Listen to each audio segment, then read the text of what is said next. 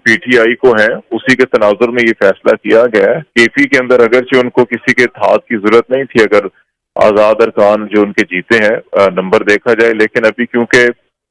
उनको एक मसला ये भी है कि उनके आज़ाद अरकान की बुनियाद के ऊपर रिजर्व सीटें उनको लेनी है। तो अभी केपी के अंदर जमात इस्लामी के सूबाई अरकान मौजूद हैं, उनकी पार्लिमानी पार्टी होगी तो उनके साथ इत्तेहाद करके ये वहां से सीटें लेने की कोशिश करेंगे। लेकिन क्या इलेक्शन कमीशन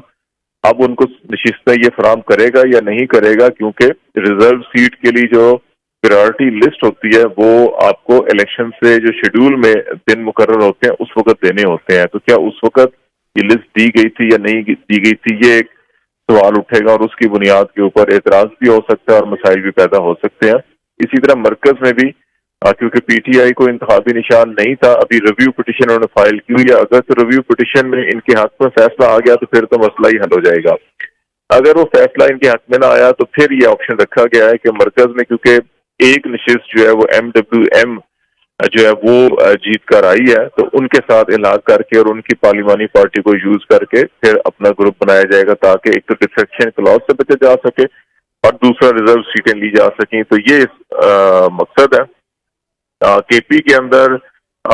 ये अददी जो अक्सरियत है तहरीक इंसाफ को वो 2/3 से भी ज्यादा है, लेकिन उसमें सिर्फ एक यही इशू है कि जो डिफेक्शन क्लॉज वाला कि अगर वहाँ पे जो आज़ाद अरकान है उनको पार्टी डिसिप्लिन का पाबंद करना जरूरी है, तो उस लिए ये चीजें की जा रही हैं। सही। दूसरी तरफ खालिद जमील साहब, आज साबिक वजीर आजम शहबाज शरीफ ने भी मीडिया ब्रीफिंग दी है। उनकी जानिब से तो दावा किया जा रहा है कि उनके पास मेजोरिटी मौजूद है, अगर पाकिस्तान तहरीक इंसाफ के पास मेजोरिटी है तो वो शो करे। देखिए, ये तो सियासी बयानात होते हैं ऐसे मौकों के ऊपर। ये सारी दुनिया को नजर आ रहा है कि इस वक्त जो सिंगल लार्जेस्ट पार्टी है वो पाकिस्तान तहरीक इंसाफ है, और सारी दुनिया इस चीज पे एतराज भी कर रही है कि कानून और अदलिया का जो सहारा लेकर जो है कि एक जमात से उसका सिंबल लिया गया। इसी वजह से आप यूनाइटेड स्टेट ऑफ अमेरिका देखें, आप बरतानिया देखें या दीगर ममालिक देखें जहां से अभी जो रिएक्शन सामने आए हैं, यूनाइटेड नेशन का भी रिएक्शन आया है, तो उसकी बुनियादी वजह यही है कि एन इलेक्शन से चंद दिन पहले एक सियासी जमात से उसका इंतखाबी निशान वापस ले लिया गया, सिर्फ इस बुनियाद के ऊपर कि उनके सेक्रेटरी जनरल की तकर्री दुरुस्त नहीं थी। अब अगर उस बुनियाद को देखें तो आपका पूरे पाकिस्तान का ये 50% से ज्यादा इलेक्शन जो है कि इस वक्त जितने भी ऑब्जर्वर हैं जो इस इलेक्शन को ऑब्जर्व कर रहे थे, और इंटरनेशनल मीडिया, नेशनल मीडिया वो ये कह रहा है कि फॉर्म 45 की बुनियाद के ऊपर जो नतायज बनते थे वो फॉर्म 47 में रिफ्लेक्ट नहीं हो रहे, और आरओज ने इलेक्शन को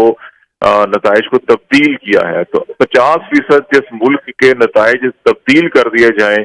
आप ये देख लें कि एक सुप्रीम कोर्ट ने सिर्फ इस बुनियाद के ऊपर इलेक्शन कमीशन ने कि एक पार्टी ने अपना सेक्रेटरी जनरल की तकर्री जो है वो ठीक से नहीं की, उससे सिंबल ले लिया। तो अब इस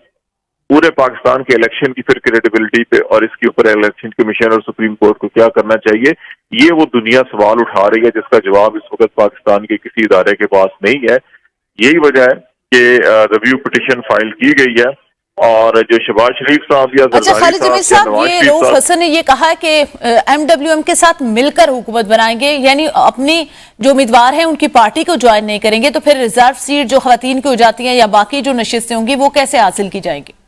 अभी तो देखें, ये अभी एक अनाउंसमेंट है, अभी इसके बहुत से मराहल है। जैसे मैंने स्टार्ट में आपको कहा कि ये एक अनाउंसमेंट जरूर है, लेकिन क्या जो priority list election commission of Pakistan को दी गई थी, इलेक्शन कमीशन ऑफ पाकिस्तान उसको तस्लीम करेगा या नहीं करेगा? जिस इलेक्शन कमीशन ऑफ पाकिस्तान ने तहरीक इंसाफ के 2 इलेक्शंस को तस्लीम नहीं किया और उनको मुस्तरद किया और फिर खुद फरीक बनकर सुप्रीम कोर्ट तक एक जमात के खिलाफ केस लड़ा, उस इलेक्शन कमीशन ने अभी ये चीजें क्लियर करनी है। तो इसलिए अभी सवालिया निशान बहुत सारे हैं, और इनको तहरीक इंसाफ को अभी बहुत से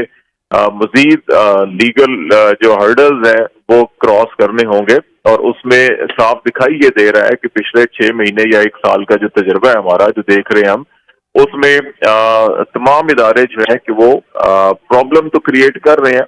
लेकिन इलेक्शन को इंक्लूसिव बनाने के लिए जो इकदाम उठाने थे वो नहीं किए गए थे। तो इसलिए तहरीक इंसाफ की अनाउंसमेंट जरूर है, लेकिन अभी इसको अमली जमा पहनाने के लिए जो है कि इनको बहुत से कानूनी मराइल से गुजरना होगा। اور ان قانونی مراحل سے گزر کر جب یہ آگے نکلیں گے تو پھر یہ اندازہ ہوگا کہ کس حد تک یہ کامیاب ہوتے ہیں اس میں۔ خالد جمیل صاحب، دوسرا کے پی میں جماعت اسلامی کی بھی بات کی رؤوف حسن صاحب نے۔ خیبر پختونخوا میں تو آلریڈی تحریک انصاف کے آزاد امیدواروں کے پاس میجورٹی موجود ہے، پھر جماعت اسلامی کے ساتھ مل کر حکومت بنانے کا کیوں فیصلہ کیا گیا؟ دیکھیں، یہ آپ کو یاد ہوگا جب پہلی دفعہ کے پی میں حکومت بنی تھی تحریک انصاف کی، تو اس وقت بھی جماعت اسلامی اتحادی تھی تحریک انصاف کی، اور سینئر وزیر جو تھے اور وزیر خزانہ کا جو منصب تھا وہ سراج الحق صاحب کے پاس تھا جو جماعت اسلامی کے امیر ہیں۔ تو یہ پرانے اتحادی تھے، لیکن بعد میں پھر ان کے آپس میں اختلافات پیدا ہوئے اور یہ الگ ہو گئے،